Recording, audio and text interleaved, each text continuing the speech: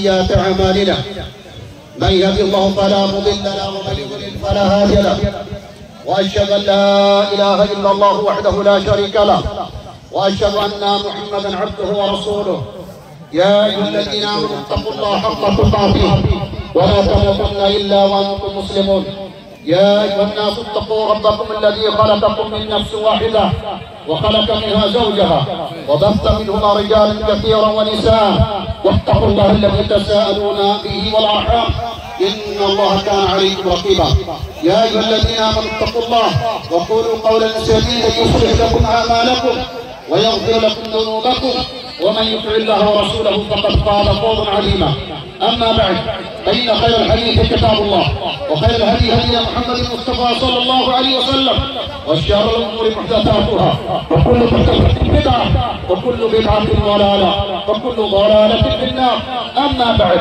أعوذ بالله من الشيطان الرجيم بسم الله الرحمن الرحيم يا أيها الذين آمنوا كتب عليكم الصيام كما كتب على الذين من قبلكم لعلكم تتقون وعن انس بن مالك رضي الله تعالى عنه قال كان رسول الله صلى الله عليه وسلم لا يأكل يوم الفطر حتى يأكل تمرا ويأكلهن فطرا رواه الإمام البخاري في صحيحه আল্লাহ তাআলা অসংখ্য হামদ ও সানা তাসবিহ ও তাহমিদ যিনি আমাদের এক মাস রোজা রাখার পরে আজকে প্রথম শাওয়াল যিনি আজকে আমাদেরকে ঈদুল ফিতরের ঈদের নামাজে সুস্থভাবে অন্য সালামতির সঙ্গে যেই মহান আল্লাহ তাআলা আমাদেরকে এই পরিধান বাসীকে আমাদেরকে একসঙ্গে ঈদের নামাজ আদায় করার তৌফিক দান করলেন আমরা আল্লাহ তাআলার শুকরিয়া আদায় করি আলহামদুলিল্লাহ। সম্মানিত মুসলিম সমাজ, আমরা এক মাস ধরে রমজান মাসের রোজা রাখলাম। আমরা এই রমজান মাসের রোজা রেখে আমরা আমাদের গুনাহ খাতাগুলিকে যদি আমরা ঈমানের অবস্থায় আল্লাহর রেজার জন্য যদি আমরা রোজাকে রেখে থাকি নিশ্চয় মহান আল্লাহ তাআলা আমাদের গুনাহ খাতাগুলিকে মাফ করে থাকবেন এবং আমরা আল্লাহ তাআলার কাছে প্রার্থনা করব আল্লাহ তাআলা যেন আমাদের ভুল ত্রুটিগুলিকে আল্লাহ তাআলা ক্ষমা করেন, আমাদের রমজানকে, আমাদের রোজাকে, আমাদের সিয়ামকে, আমাদের কিয়ামকে আল্লাহ তাআলা কবুল করেন। সম্মানিত মুসলিম সমাজ, আজকে আমরা ঈদের নামাজ পড়ে নিলাম। বিশেষ করে যুবক ভাইদেরকে, মাদেরকে বলবো যে আমরা মনে করি যে শুধু রমজান মাসে ইবাদত রয়েছে, রমজান মাসে শুধু নেকির কাজ করতে হবে, বাকি 11টি মাসে আমাদেরকে নেকির কাজ করতে হবে না। জেনে রাখবেন ইসলামের বিধান আরকান ইসলাম হচ্ছে 5টি, তার মধ্যে একটি ছিল রমজান। এই রোজা রমজান মাসের রোজা, যে রমজান মাসের রোজা আমরা রমজান মাসে রাখলাম এটা মাসের সঙ্গে যুক্ত, কিন্তু নামাজ এটা শুধু রমজান মাসের জন্য না, আমাদের সারা জীবনে প্রত্যেকটি দিনে 5 ওয়াক্তের নামাজ প্রত্যেক মুসলিম রূপে সাধারণ জ্ঞানী বুদ্ধিমান এই মুসলিম রূপে 5 ওয়াক্তের নামাজ ফরজ। এই মতো আপনারা রমজান মাসে রোজা, রমজান মাসে আপনারা নামাজ পড়লেন, আমি প্রত্যেকটি মা বোনকে, প্রত্যেকটি মুসলিম ভাইকে অনুরোধ করব যে নিজের জীবনের প্রত্যেকটি দিনে 5 ওয়াক্তের নামাজ আদায় করবেন। জেনে রাখবেন যদি আপনার নামাজে যদি দুর্বলতা থেকে যায় এবং যদি সঠিকভাবে 5 ওয়াক্তের নামাজকে আদায় না করেন মুসলিম সমাজ মা বোনেরা, তো জেনে রাখবেন এই নামাজকে ত্যাগ করার কারণে হতে পারে আপনি অমুসলিম হয়ে যাবেন।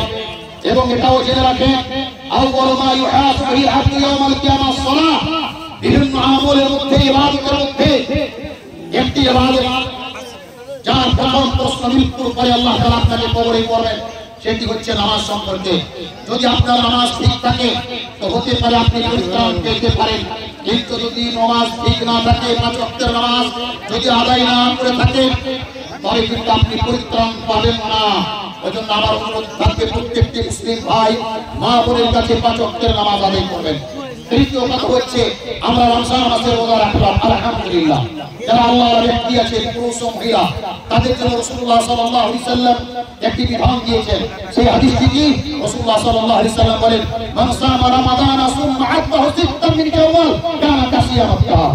যে ব্যক্তি রমজান মাসে রোজা রাখলো এবং তার সঙ্গে সঙ্গে রমজান মাসের পরে শাওয়াল মাসের 6টি রোজা রাখলো তো সেখানে গোটা বছরের রোজা রাখলো, অর্থাৎ সারা বছরের নেকি পাবে। এই 6টি রোজা এই গোটা মাসে শাওয়াল মাসের যে কোনো দিন আপনি পরস্পর রাখতে পারেন, মাঝে মাঝে ছেড়ে রাখতে পারেন, আপনার ইচ্ছা অনুযায়ী রাখতে পারেন। এই মুহূর্তে আমি গুরুত্বপূর্ণ মশলাও বলে দিই, যে মাহমুদের রোজা কাজা থাকে, যেই মাহমুদের রোজা কাজা থাকে বা যেই মুসলিম ভাইয়ের রোজা কাজা থাকে, মনে করেন রমজানের একটি রোজা ছুটে গিয়েছে, আপনি যদি কাজার নিয়াত করেন এবং তার সঙ্গে সঙ্গে যদি আপনি এই সুন্নাত রোজার নিয়াত করেন, তো আপনার দুইটি রোজা হয়ে যাবে। মনে করুন আপনি আরফার দিন রোজা রাখছেন, কিন্তু আপনি নিয়াত করছেন যে আমার রমজান মাসে একটি রোজা ছুটে আছে, আমি রমজান মাসের কাজার নিয়াত করছি আরফার দিন, তো আপনার কাজাও হয়ে যাবে এবং আপনার সেই আরফার দিনেরও ফজিলত পেয়ে যাবে। ওই জন্য যাদের কাজা রোজা রয়েছে শাওয়াল মাসে কি করবেন, আপনারা পালন করার চেষ্টা করবেন। তো গোটা বছরে কি করবেন, কানা কাশিয়ামাত দাহার, তো যেন গোটা বছরের আপনি রোজা রাখলেন। তৃতীয় চতুর্থ কথা হচ্ছে আজ ঈদের দিন, খুশির দিন। ঈদ মানে শুধু এটা যে আমরা নতুন পোশাক পরবো আর খুব আনন্দ ভোগ করবো, এর নাম শুধু ঈদ না। ঈদ আমাদেরকে লক্ষ্য রাখতে হবে। যে মতো আমরা নামাজ আদায় করলাম, সেই মতো আমরা বিভিন্ন ইবাদতের মাধ্যমে, আমরা জিকির আজকারের মাধ্যমে আমরা দিনটিকে অতিবাহিত করবো। এবং বিশেষ করে আমার যুবক ভাইদেরকে, এই 15 বছর 18 বছর 20 বছরের ছেলেদেরকে আমি অনুরোধ করবো, দেখতে পাচ্ছি রাস্তাঘাটে এত ভিড় মোটরসাইকেলে, এত জোরে মোটরসাইকেল চালান এবং নিজের জানকে বাজি লাগিয়ে মোটরসাইকেল চালান, আল্লাহর রাস্তে এই বেশি খুশি মানাতে গিয়ে দুর্ঘটনাতে পড়বেন না। ওই জন্য আমি বাবাদেরকে, গার্জিয়ানদেরকে বলবো, এই ঈদে লক্ষ্য রাখতে হবে আমাদেরকে। ঈদের দিনে বিশেষ করে নিজের ছেলে মেয়েদেরকে, যে আমাদের ছেলে মেয়েরা রাস্তাঘাটে ভিড় চালাচ্ছে নাকি, মোটরসাইকেল এদিক ওদিকে স্পিডে চালাচ্ছে নাকি, তারা নিজের জানকে দিয়ে দিচ্ছে নাকি, এটা আমাদেরকে লক্ষ্য রাখতে হবে। পঞ্চম কথা হচ্ছে, জেনে রাখবেন ঈদের দিনে 7টা সিস্টেম রয়েছে, সুন্নাত রয়েছে। রাসূলুল্লাহ সাল্লাল্লাহু আলাইহি ওয়াসাল্লাম খুব আদর করে মহিলাদের কাছে গেলেন আর মহিলাদেরকে বললেন, ইয়া মাশাআল্লাহ নিসা তাসাদদাকনা, এই মেয়েদের বলে তোমরা সাদকা করবে কি করে, বাইনে ওরির কবিরাতের পূর্ণ কি আলিন মিন আলিন না। আমি যখন আল্লাহ তাআলা আমাকে জান্নাত এবং জাহান্নাম দেখালেন, আমি বেশিরভাগ মহিলাকে দেখলাম জাহান্নামে। মহিলারা জিজ্ঞাসা করলেন আল্লাহর রাসূলকে, ইয়া রাসূলুল্লাহ, কারণ কি আল্লাহ রাসূল, আমরা কেন বেশিরভাগ জাহান্নামী? রাসূলুল্লাহ সাল্লাল্লাহু আলাইহি ওয়াসাল্লাম উত্তর বলেছেন, তুকফিরুল্লাহ না ওয়া তুকফিরুল আশিরা, তোমরা নিজের স্বামীর কথা অমান্য করো এবং তোমাদের আল্লাহ তাআলা দিনের কথা অমান্য করো। সাধারণ তোমাদের কষ্ট হলে আল্লাহ তাআলাকে গালি দিতে শুরু করো, সাধারণ কষ্ট হলে সাধারণ জিনিসের কারণে তোমরা নিজের স্বামীদের কথাকে অমান্য করো, যার কারণে তোমরা বেশি করে সাদকা করো। কারণ as-সাদকাতু তুকফিরুল খাতিয়া কামা ইকুন নার, কামা ইকুন মাউন নারা। জেনে রাখবে সাদকা তোমাদের ভুল ত্রুটিকে ক্ষমা করবে। যেই মতো পানি আগুনকে বুঝিয়ে দেয়, সেই মতো সাদকা গুনাহকে মিটিয়ে দেয়। ওই জন্য ঈদের দিন ঈদুল ফিতর আমরা পালন করলাম, পালন করছি। আমাদের করণীয় থাকবে যে আমরা এই দিনটিকে বেশি বেশি করে সাদকা করবো। আমাদের পড়োশি যারা রয়েছেন, গ্রামবাসী রয়েছেন, আত্মীয় স্বজন রয়েছেন, তাদেরকে সাহায্যের হাত আমরা বাড়িয়ে দিব। নিজের বাড়িতে মিষ্টি তৈরি করেছেন, ভালো মন্দ খাদ্য তৈরি করেছেন, গরিব মিষ্টির পড়োশি রয়েছে, তাদেরকে আপনি সেই ভালো মন্দ খাদ্য এবং আপনার মিষ্টি সে পড়োশিতে পাঠান, তাদেরকে সাদকা করুন, তাদেরকে হাদিয়া দেন। হাদিয়া দিলে বন্ধুত্ব বাড়বে, আত্মীয় বাড়বে, সম্পর্ক বাড়বে, এটা আমাদের করতে হবে। ঠিক আমাদের একটা করণীয় যে আমরা কি করবো, এই দিনগুলিতে বেশি বেশি করে আত্মীয় স্বজনের সঙ্গে সাক্ষাৎ করবো। এটা হবো আত্মীয়তার হবো, আত্মীয়তার হক। আমরা অনেক কি করে, অনেক কি করি, আমরা ঈদের দিনেও আমরা পড়োশির সঙ্গে, আত্মীয়দের সঙ্গে, আমরা বন্ধু বান্ধবদের সঙ্গে সাক্ষাৎ করি না। না, তাদের সাক্ষাৎ না করতে পারলে মোবাইলের মাধ্যমে দিয়ে আপনি সাক্ষাৎ করুন, মোবাইলের কলমে তাকে শুভেচ্ছা জানান। শুভেচ্ছা সম্পর্কে একটা কথা বলে দিই, যে শুভেচ্ছা দেওয়া যায় কি যায় না, জেনে রাখবেন শেখ নওয়াজ রহমাতুল্লাহ আলাইহি, শেখ মুসান্নাফ রহমাতুল্লাহ আলাইহি সম্পর্কে প্রশ্ন করলে তিনারা বলেন যে সালাফদের কাছ থেকে এরা পাওয়া টাকা বলল আমিন আমিন তো এই কথা বলে। বাকি হচ্ছে যেমন আমরা বলে থাকি ঈদের শুভেচ্ছা, ঈদ মোবারক, এই শব্দগুলো বলা যায়, এগুলো বেদাত না, এগুলো দিনের সঙ্গে সম্পর্ক না। যেমন আমরা বাংলা ভাষায় বলি বন্ধু তোমাকে ঈদের শুভেচ্ছা, এই ধরনের দোয়া, ঈদ মোবারক, এই ধরনের দোয়াগুলি বলা যায়, একদম বেদাত না। কেউ রামাই রামাই এই ধরনের শব্দগুলোকে ব্যবহার করে থাকেন, এনারা মানাজ ঘুরতে মানাজের সারফ বুঝতে এনারা ভুল করছেন। তাই এর শুভেচ্ছা আপনি অবশ্যই দিতে পারেন, ঈদের দোয়া আপনি এত করে দিতে পারেন। এবং আমরা তো বন্ধুদের ঈদের শুভেচ্ছা দিই, বিভিন্ন দোয়া দিয়ে থাকি, কিন্তু যেগুলো আমাদের আত্মীয়, নিজের বাবা মা, নিজের পরিবার, নিজের ভাই, নিজের রক্ত, তাদেরকে আমরা ঈদের সংবাদ দিই না, ঈদের শুভেচ্ছা দিই না, দোয়া দিই না, আমাদেরকে লক্ষ্য রাখতে হবে। এবং লাস্ট কথা হচ্ছে আমার যে যেরকম আমরা মুসলিম, আমাদের জীবনের প্রত্যেকটা দিন, আমাদের জীবনের প্রত্যেকটা দিন যেন এবাদতের মাধ্যমে কাটে, আমাদেরকে লক্ষ্য রাখতে হবে। ঈদের নামাজের বিশেষ করে ঈদের ভিতরে একটি সুন্নাত হচ্ছে যে হাদিস থেকে আল্লাহ ইমাম বুখারী রাহিমাহুল্লাহ ঈদের সহিহ বর্ণনা করেছেন। হযরত আনাস ইবনে মালিক রাদিয়াল্লাহু তাআলা বলেন কান রাসূলুল্লাহ সাল্লাল্লাহু আলাইহি ওয়াসাল্লাম লা ইয়াকিয়ামু ফিতর হাত্তা ইয়াকুলা তামারা।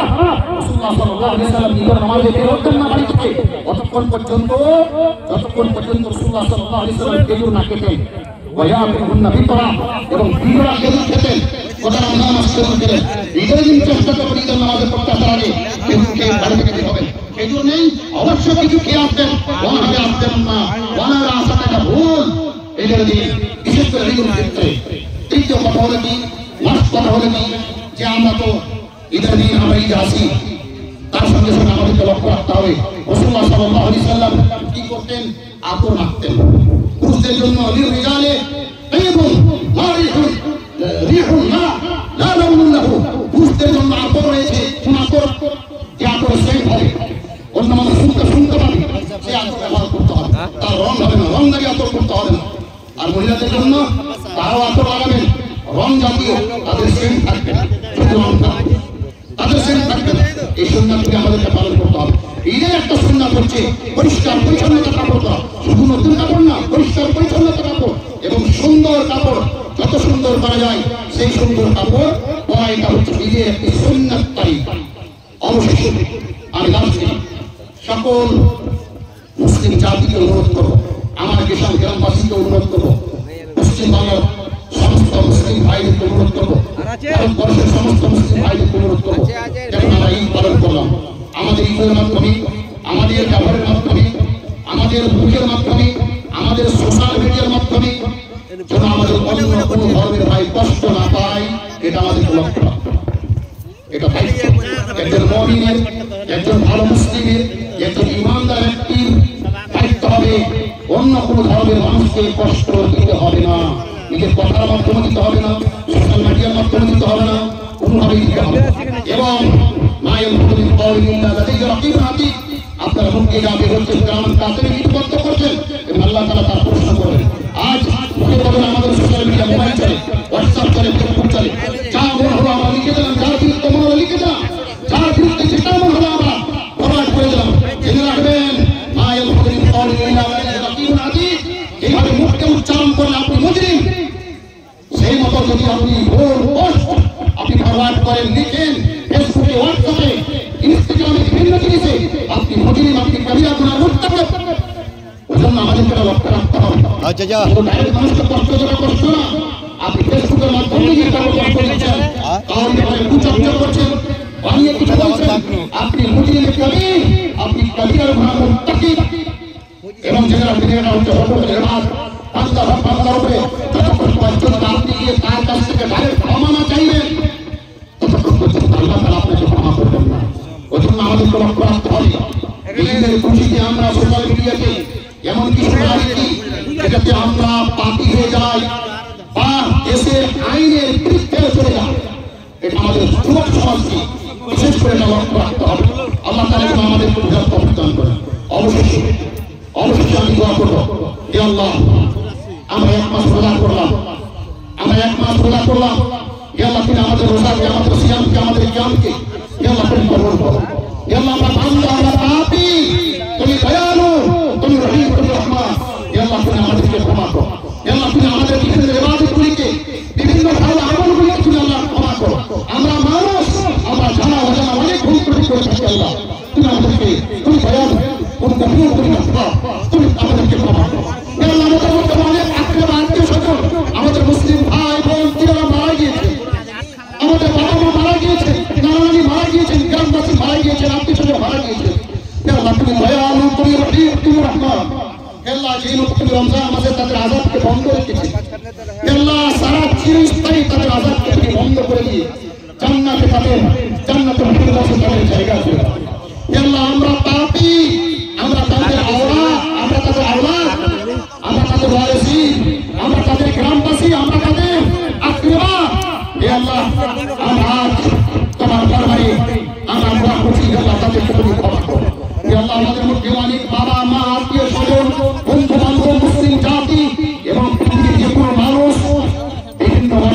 লিপ্ত রয়েছে। আল্লাহ তুমি সাফি তুমি কাফি, আল্লাহ সকল মুসলিম জাতি সকল মানুষ যারা অসুস্থ রয়েছে তাদেরকে তুমি সাথে একটু নিদান করো। আল্লাহ আমাদের মধ্যে অনেক মা বোন রয়েছে যারা নিরীহ অত্যন্ত দরিদ্র, অনেক মুসলিম ভাই রয়েছে অত্যন্ত দরিদ্র। আল্লাহ তুমি রাস্তা তুমি তাদেরকে রিস্ক দাও, বেশি বেশি করে দিও। আল্লাহ আমাদের মধ্যে আমরা সব ছেড়ে দিয়েছি, আমরা গরিব মিসকিনের পাশে বেশি করে দাঁড়াতে পারি, তাদের হকটা বাঁচাতে পারি, তাদের পাশে আমরা দাঁড়িয়ে তাদের বুকে আমরা সরে রাখতে পারি। আল্লাহ তুমি আমাদেরকে তৌফিক দান করো। আল্লাহ আমাদের মা বোনেরা যারা মুসলমান, আমাদের পুরুষ জাতিরা নিজের স্ত্রী ধরতে নিজের বেটি ধরতে বিভিন্নভাবে শুরু করে থাকে। আল্লাহ আমাদের পুরুষ জাতিকে তুমি হেদায়েত দান করো। আমি যারা মা বাপ তাদেরকে অনুরোধ করবো, অনেক মা বাপ রয়েছে নিজের মেয়ের উপর শুরু করছেন, বেটিকে হক দিচ্ছেন না, স্বামীর হক দিচ্ছেন না, শুধু ছেলেদেরকে দিয়ে দিচ্ছেন। জেনে রাখবেন যেই মা বাবা এই কাজ করছেন, মেয়েদেরকে স্বামীর হক দিচ্ছেন না, ছেলেদের নামে রেজিস্ট্রি করে দিচ্ছেন, জেনে রাখবেন আপনি জাহান্নামের উপরে। এটা হকুমে আমার, আপনি মেয়ের হককে নষ্ট করছেন। আপনি প্রশ্ন করছেন কেমন যদি আল্লাহ তাআলা আপনার কাছে প্রশ্ন উত্তর করবে।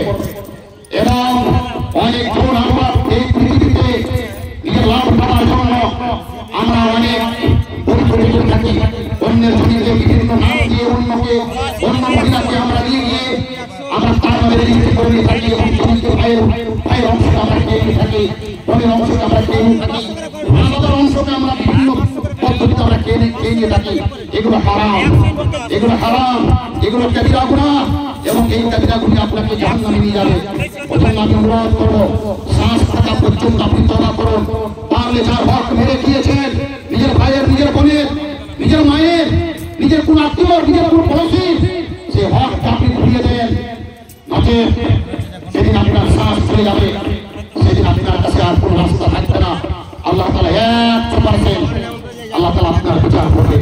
ওজন্য আমি অনুরোধ করবো, আমাদের মা বোনেরা, আমাদের বেটিরা শুনুন, আমি পুরুষ জাতিকে অনুরোধ করবো, রাসূলুল্লাহ সাল্লাল্লাহু আলাইহি ওয়াসাল্লাম তিনি নসিহত করেছিলেন,